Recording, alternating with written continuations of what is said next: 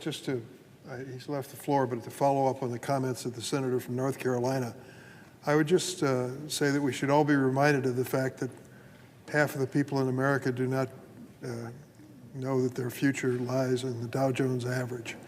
They may not own stock, or they may own it in a retirement account, and they don't follow the stock market from on a day-to-day basis. What they do worry about is whether or not they have enough money for groceries and gasoline for the car, to pay the rent or the mortgage, and perhaps to salt away a little money for education for their kids. Those are the fundamentals. I think many of them are concerned, as I am, that the volatility of our economy at this point does not point in the right direction. It raises a question as to whether or not decisions are being made, particularly on tariffs, that are going to have an impact on ordinary working American families, a negative impact on that basis. And I think that we all ought to be sensitized to that fact. You can watch CNBC, you can commune with the economists of note, but for most people, it's pretty basic. Do I have enough money to get to the next paycheck? A lot of people struggle with that every single day. That is a reality that we are faced with. I'm here to discuss another reality. It's one that you hope you'll never have to think about on a personal basis, but you know the possibility is always there. America is a nation of pride, of resilience, of grit, but of all else, we are a nation of hope. Václav Havel, a Czech statesman and poet, once said, "Hope is not the conviction that something will turn out well, but the certainty that something makes sense regardless of how it turns out." This, to me, is the essence of medical research. There are few guarantees when it comes to medical research. No assurance that any single clinical trial will reveal the best treatment option, that one experiment will lead to groundbreaking discovery, that one promising grant application will result in a breakthrough cure. But there is certainty in funding medical research, certainty in knowing that while not all trials, experiments, and grants will result in a breakthrough, some of them will. Because of medical research, kids with a simple ear infection or pneumonia can find relief with antibiotics. Because of medical research, we have vaccines that have saved tens of millions of lives worldwide. Because of medical research, we have anesthesia to allow patients to safely undergo major surgery. Because of medical research, people are surviving heart attacks, beating cancer, living with HIV/AIDS, receiving organ donations, surviving drug overdoses, and living longer. There's a lot more to be done. So many people are still hoping and praying for more. The wife hoping for treatment that will slow down or stop her husband's ALS. The father or mother hoping for a cure that saves the life of their child with glioblastoma, brain cancer. The son or daughter hoping for a medication that helps their mom suffering from Alzheimer's to remember who she is. And you know who offers that hope? The National Institutes of Health. It is our nation's premier biomedical research agency. It is considered the gold standard around the world. For decades, NIH has been a bipartisan success story, with Congress privatizing the funding of promising, life-saving medical research in all 50 states, prioritizing, creating and supporting good-paying jobs in red, blue, and purple states, and offering real hope to families desperate for it. Consider this: 99% of all drugs approved by the Food and Drug Administration between 2010 and 2019 were developed with NIH funding. 99%. See all those ads on television about breakthrough drugs? 99% of them started with the government agency known as the National Institute of Health.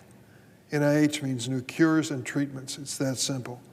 And yet we find ourselves today at a point of decision on the future of medical research in America. President Trump and his billionaire buddy, Elon Musk, and our nation's health secretary have decided to take a sledgehammer to NIH and medical research writ large. They have illegally cut off funding for medical research around the country, terminated clinical trials in progress, placed gag orders on researchers, and fired more than 1,000 NIH employees. Think of that. 1,000 NIH employees have been fired by this administration. Instead of bolstering medical research, they're breaking it. Instead of offering hope to patients in need, unfortunately, they're crushing it. Donald Trump, Elon Musk, and RFK Jr. are either completely oblivious to what they're doing or they just don't care. But you know who isn't oblivious? Many of my Republican colleagues, many of whom have fought by my side to increase the NIH budget by 60% over the past decade. This was a bipartisan effort over the last 10 years. Roy Blunt, conservative Republican senator from Missouri, was leading the effort most of the time because he was the subcommittee chairman in appropriations for NIH. In addition to him, Lamar Alexander, a thoughtful, conservative Republican from Tennessee, and Patty Murray. We're the team, the four of us. We just kept reminding people year after year, budget after budget, that medical research would pay off and do so if we committed ourselves to it, and it worked. Many of my colleagues on the Republican side came to understand that and gave us their support as well, which is why their silence now, their refusal to say anything or to act in the face of President Trump's dismantling of NIH is just so devastating. This is a truly bipartisan issue, medical research. We ought to step up and say to this administration, or any administration, for God's sakes, don't cut back on medical research. You know the price we'll pay in the years to come. If Republican senators won't stand up for NIH funding in their states, for constituents in their states, I'm going to do it. I plan to come to the Senate floor in the coming weeks to talk about the importance of medical research and NIH funding, even in red states across the country. Today, I'll start with the state of South Dakota, home of the Senate Majority Leader. In 2024, South Dakota research institutions received nearly $29 million in NIH funding, which supported 453 jobs in South Dakota. Sanford Research, University of South Dakota, and South Dakota State University were among some of the top NIH-funded institutions in South Dakota. So what did they do with this federal money? Could they survive an audit if they had to explain how they spent it? You decide. Sanford Research, University of South Dakota researchers, used NIH funding to support their Center for Pediatric Research, a specific focus on training new scientists to study pediatric diseases. Is that a priority? If it's your child or grandchild, you bet it is. South Dakota State University used NIH funding to increase cervical cancer screening among indigenous women who face higher rates of cervical cancer prevalence and death.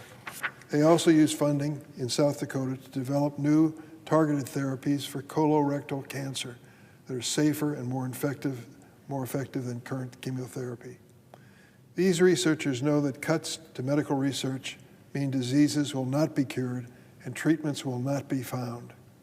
They know the mass, indiscriminate firings at NIH don't just mean we're losing talent, it also means we're losing time and progress.